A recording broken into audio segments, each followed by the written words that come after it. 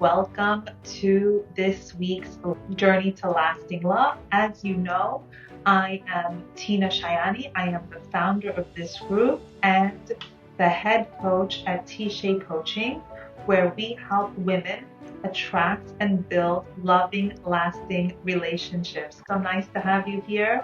It is another beautiful sunny day here in New York, and the sun feels fantastic. I hope it is equally nice where you are, and I hope you have the opportunity to enjoy the sunshine a little bit. I know that times are difficult in the world at large, but we have no choice but to keep going and moving forward. So let's jump into this week's topic, which is healing a broken heart. And it is so extremely, extremely painful.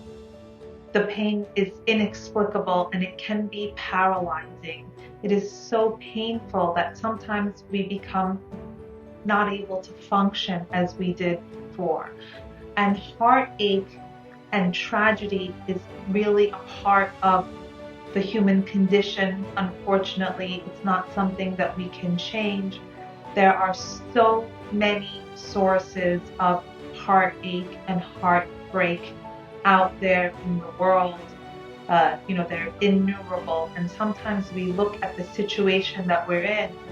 We feel that, I feel brokenhearted because my relationship ended, because I experienced a breakup or something happened to me. And we almost don't feel like we have the right to be sad because the world is filled with tragedy and we are not the only ones experiencing heartache. So we almost have this feeling that we don't have the right to feel that brokenhearted. But I'm here to say, I want to give you permission to feel brokenhearted. When something happens to you in your life, when something tragic happens, and a breakup, we'll get into that later, is usually not the tragedy that we perceive it to be. But when something is painful, when we have a painful experience, I want to say, give yourself permission to be sad. It is not selfish to be sad. It's okay to have those feelings. Of course, there are millions of people in the world that are worse off and have real terrible, deep tragedies. And there are also people in the world that are better off and have beautiful, loving relationships that last for 70 years. And they are in a loving relationship for their entire lifetime. So, of course, there will always be worse, but there will always be better. So give yourself the space and the permission to be sad, because our problems are our problems. It's okay to give yourself permission to feel that sadness. It's not selfish. And the other thing to really understand is that as much as it is so painful, this emotional pain will not kill us. We are so conditioned to fear pain, and we will do anything to avoid that feeling. But we need to understand that it's okay, and it's part of being a human being, and it's okay to feel pain, and it will not last forever.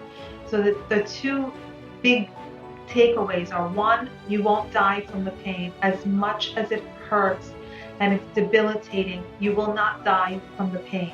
The other very, very important thing to understand is it will not last forever. It will not last forever. The pain that you are in today will not last forever. Eventually, it will begin to heal.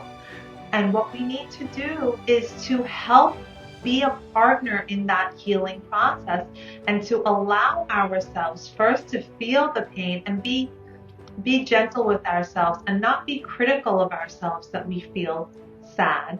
And the other thing is to give yourself the opportunity to heal. First is to understand that the world is not out to get you. The universe is not out to get you. So when a relationship ends, what is it really? It is in part the death of all of the imaginary things that we created in our imaginary future, what we created around this person. And sometimes we are so good with our imagination that we create a whole fantasy about the person that we were in a relationship with that's really not true. So the first thing we have to do in order to heal from a breakup is to see that so much of it is because we have to let go of the future that we imagined with this person. That future that we thought up and that we really wanted is no longer going to exist. So first we have to let that go. And that comes with a mourning process. When we lose something, when we give up something, even if it was only an imaginary thing, even if it only lived in our own imagination, it's painful. It's painful to let that go. And there is a mourning that goes with that. So allow yourself the space and the time to go through that mourning process and to let go of that imaginary future and know that the universe has a better future in store for you. But what is our role? We have to let go of that first thing in order to allow the universe to send us something new. Because when we are so hung up in what we have lost and the relationship that we have lost and that future that we have lost, when we dwell on it so much and we are consumed by it, we won't be open to the new opportunities that the world is sending us.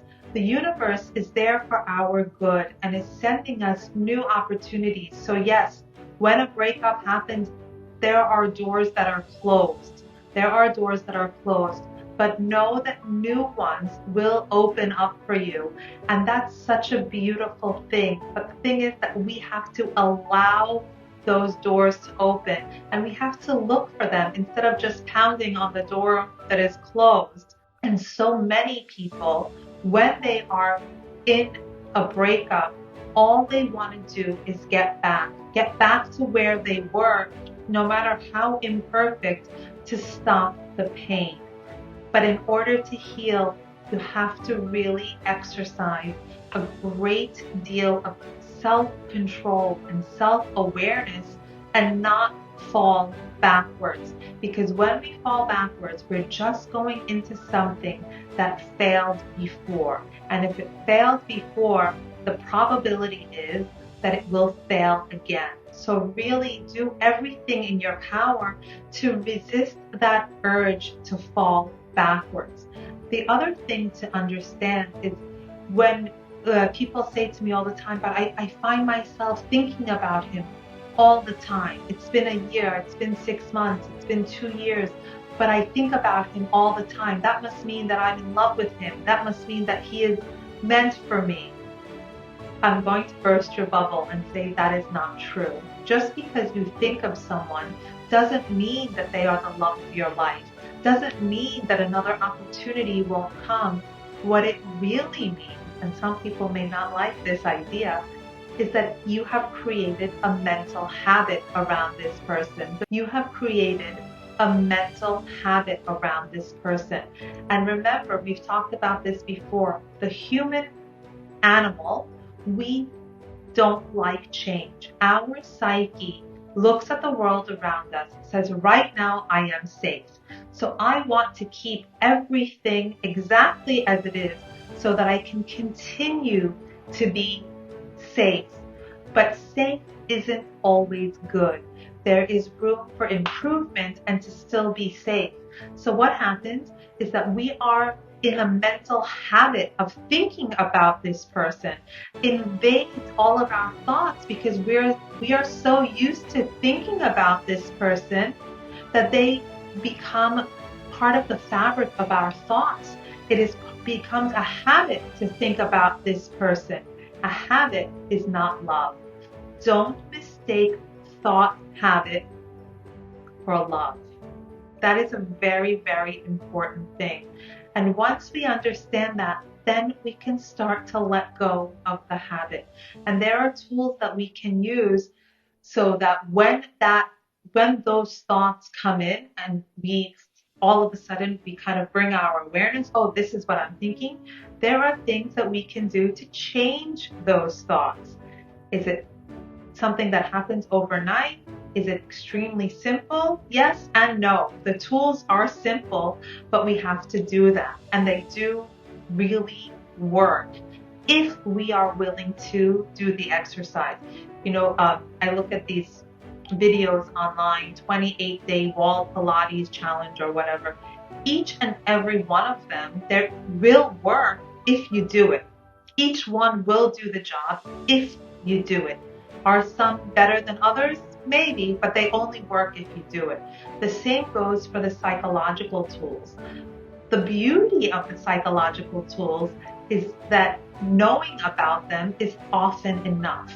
Sometimes just bringing your awareness to it and being aware, so that when the X does pop into your mind and you start to go down the rabbit hole, you can remind yourself, this is a mental habit. This is not love. This is a mental habit, and to shift to something else. And that by itself is a very powerful exercise. Just that shift in awareness can make all the difference in your healing process. So when you are out in the world and your ex has moved on or whatever has happened with your ex, first, I invite you to stop looking. Whatever is happening to them or whatever they're doing is none of your business.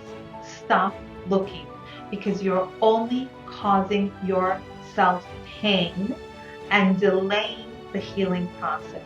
So as tempting as it is to look on social media and see what they're doing, or to gossip with friends to see what they're doing, do everything in your power to stop doing that, because it will only hurt. It will only hurt, and it will only encourage that feeling of vertigo that we spoke about a few minutes ago, that feeling of wanting to go backwards, that feeling of falling backwards into an old relationship, into an old habit. Our subconscious mind is trying so hard to go back to its comfort zone. And as much as it hurts, know that once you get past the pain, once you are able to let go of the mental habit of being with that person, then you can move on. And there is so much beauty and love on the other side, but we have to allow it. We have to allow it. It can't come in if we don't allow it. So these are very important things.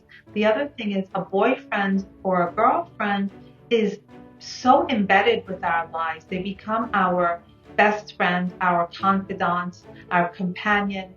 They are there to meet so many of our needs, and whether they do it well or not, they become part of our everyday life and our everyday routine. And those things are painful to change. They are painful to change, but it doesn't mean that we can't do it, because remember we said the pain, as much as it hurts, is not going to kill us, and we can do it. We can overcome the pain of heartache. We can overcome a broken heart. And why can we do it? Because the human being is designed to overcome. But we have to get out of our own way, and we have to allow it. We have to allow ourselves, and we have to bring our understanding that if that person was the love of our life and meant to be, and all those magical things, then we would be together. So the breakup happened for a reason, and we have to have faith that the universe is going to give us more opportunities, different opportunities, better opportunities, but certainly different. Certainly different. And what we do with those opportunities is entirely up to us. We have to cultivate those opportunities. We have to invite them in. We have to be aware of those opportunities. What is the point of an opportunity if we don't know that it's there? There could be an envelope sitting on my front doorstep with $1 million in it. If I never know it's there, I'll just walk by it every day. But if I know that this is a possibility, then I'm going to look for it. So know that the universe is always sending you opportunities, and you just have to be aware and just look for those opportunities and take advantage of them. I spoke to a woman recently, and we were talking about a wedding, and I said, oh, hopefully for your daughter someday. And she almost was angry with me, and she was like, what, who's coming to ask them out? And it was really kind of bizarre and scary, because if you feel that way, if you feel that there is no opportunity, then guess what? There is no opportunity. And when something comes along, you're not going to even notice it. So be aware, be open to new opportunities. Let go of the image that you had created around this other person. Be open to new opportunities, and know that the pain that you're feeling from a heartache will not last forever. The pain, as horrifying as it is, will not last forever, because we as human beings are designed to heal, and we are designed to overcome. But we have to be our own advocates. A flesh wound will not heal if we keep picking at it. So stop picking at the wound of heartache. Stop looking to see what your ex is doing.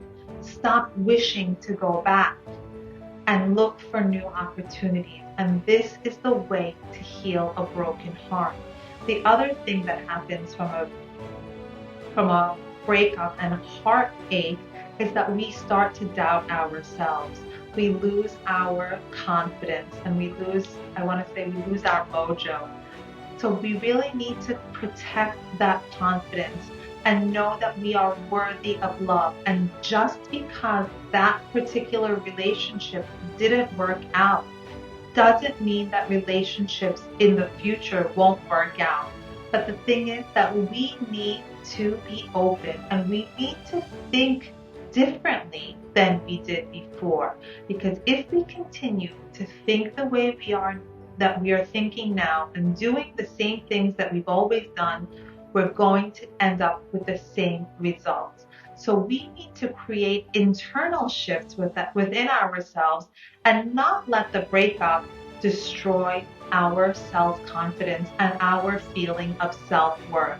If we can do those things, then we can overcome this broken heart, and the broken heart will heal. And in the long run, and I know this is hard to hear and very difficult to accept, in the long run, we will each be better for that breakup, because one, we got out of a relationship that was not the one for us, right? If it was the one, it would not have broken up. And now we have the opportunity to move forward. So I invite you to be okay with the broken heart. Don't give yourself a hard time. Be gentle with yourself. Allow yourself the time and space to mourn the loss, because really it is a loss. It is a deep and personal loss, and it is a change of your everyday routine, which is also very difficult. So when we bring our understanding to these things, then we have the opportunity to heal. And once we heal, we have the opportunity to move forward. Because if we are jumping from relationship to relationship without ever healing, then we end up back where we were before. We end up in a relationship similar to where we were before, and we end up making the same mistake with different characters. So the thing is to allow yourself the opportunity to grow, and see the breakup as an opportunity to grow and grow from it. And in that way, we have the opportunity to move forward. I hope that this is helpful. I hope that you walk away from this week's live with a sense of optimism, with a sense of love for the future, with a sense that opportunities are there and waiting for you, with an excitement to go out into the universe and meet your person. You're in a position that you have the opportunity to fall in love, And that is such a beautiful and wonderful place to be. So thank you for joining. If you have suggestions on content, things that you would like for us to discuss, please let me know. I look forward to hearing from you throughout the week, and I thank you again for watching. Take care, guys.